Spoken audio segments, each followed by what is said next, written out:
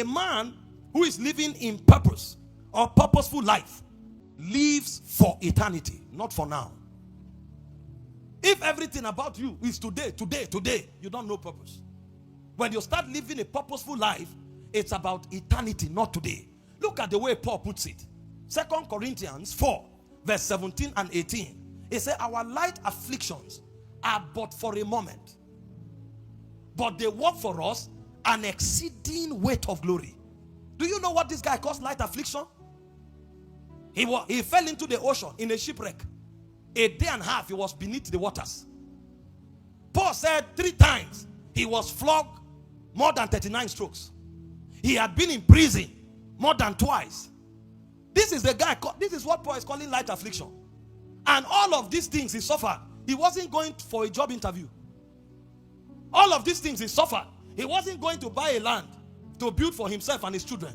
He was going to preach the name of Christ and to bring salvation to others. He landed him in prison. He landed him under very heavy whips. He landed him under in a shipwreck. And Paul had the audacity. He called that a light affliction. Because his focus was eternity.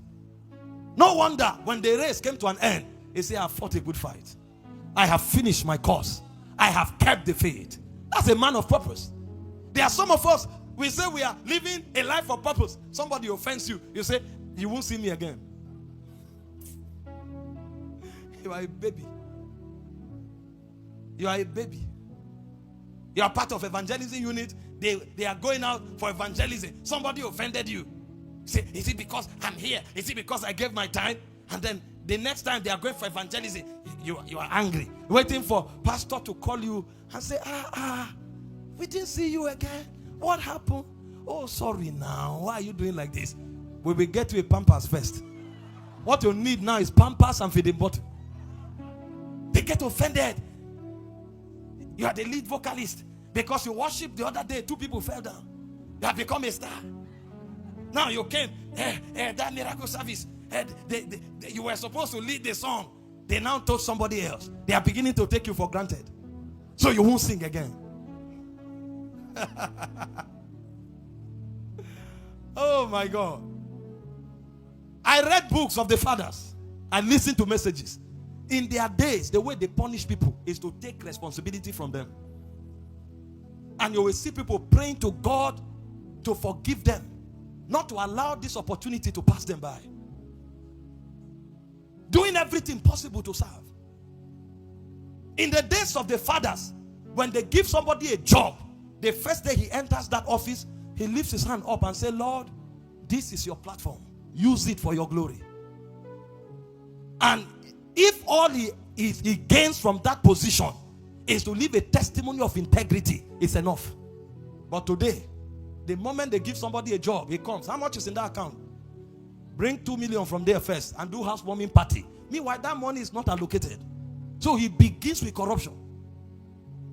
Because we don't focus on eternity. We think about now. Car, house, Bahamas, I need to go for holiday, but it not be wood. I'm messing things up for Jesus. Thank God he is all wise. But would have wrecked what he's building.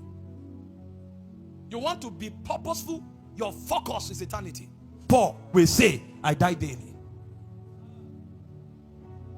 It's not about now. Thank God for all the blessings I enjoy now.